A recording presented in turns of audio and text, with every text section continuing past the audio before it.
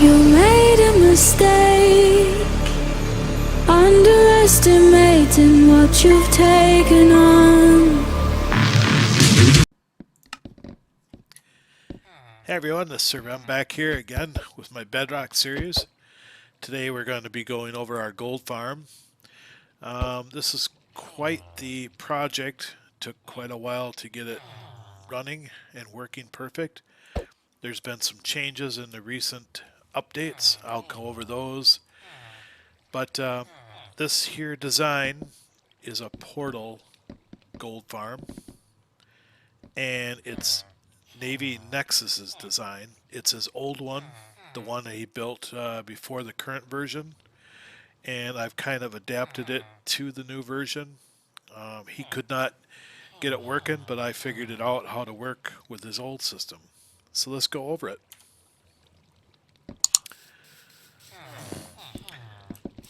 So basically the way it works is when you come up in here, we have 4 trident killers, one for each portal that the pigmen come down.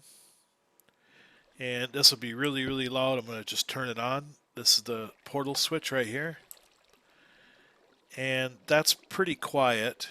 Can't hear that. But when I turn on a trident killer, you won't be able to hear anymore.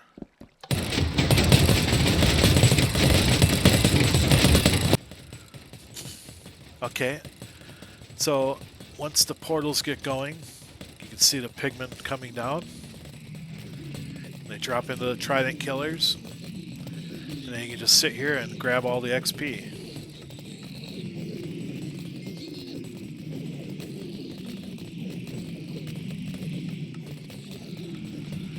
And you just turn it off. And you can see the portals turn off up there. And the pigmen will slowly stop trickling down into here.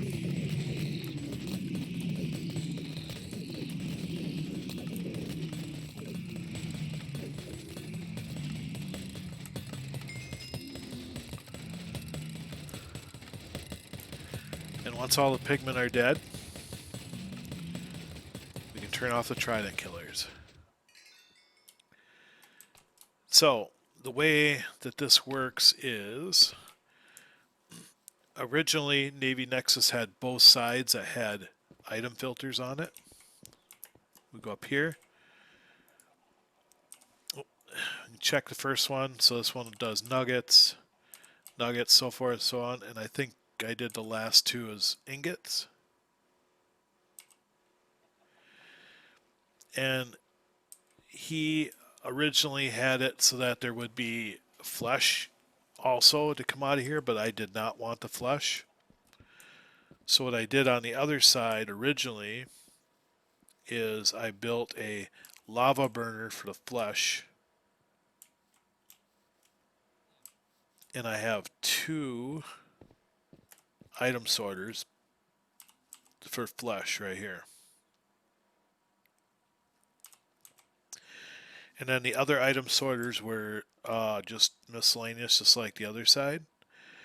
But with the new update, the pigmen also drop swords. So what I did is I built a new item sorter on this side. And if you do the filters in this exact order, nugget, ingot, and there is a little bit of flesh, and I do like getting a little bit of flesh for trade, but I didn't need it all, so the majority of it gets burnt up, but some of it does get passed. Nugget, nugget, flesh, nugget, flesh, ingot, and nugget. And that will usually filter out all the stuff before it gets to the swords. And for some reason, even though these are single item filters for swords, they will sometimes get an item in them, so that's why I pre-filter everything. So the swords come down in here, and then they get smelted up, and they turn into nuggets down here. So I have 10 furnaces on here, and that's about as many. Actually, they're blast furnaces, so they melt twice as fast.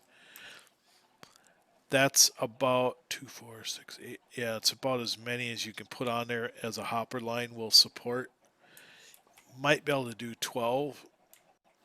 And even though with all this sorting, I still do get a few random items in here. That's where my wooden slab went to. So anyway, you can get some random items that do make it past all these filters, but it's like 99.9% working. Otherwise, all the rest of the system is Navy Nexus's old portal design.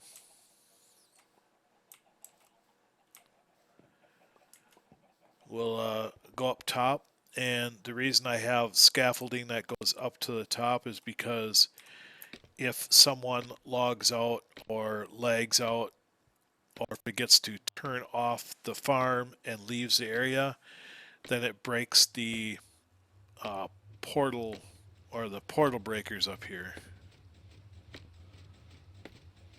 So I have scaffolding so I can come back up. So what it does is this side is supposed to have water in it, and this side no water, and it'll swap them around, and then water sometimes will run down in there. So I just make sure that I put the buckets back in the proper place if it gets broken. And then these lava things right here are what ignites it, and you can see those run all the time. There's 4 of them, one for each portal. And those turn the portals back on. This right here will turn the portals off. But these do not run till you flip the switch, and then the signal comes all the way up and turns these on. So this breaks the portal, and the lava reignites the portals. And it does it really, really quickly, and that's why we get so many pigmen coming down.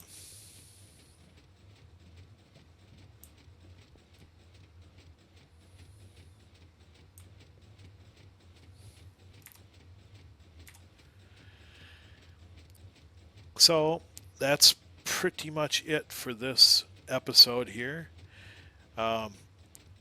Even though this is a fairly simple design, it's pretty tough to build in survival.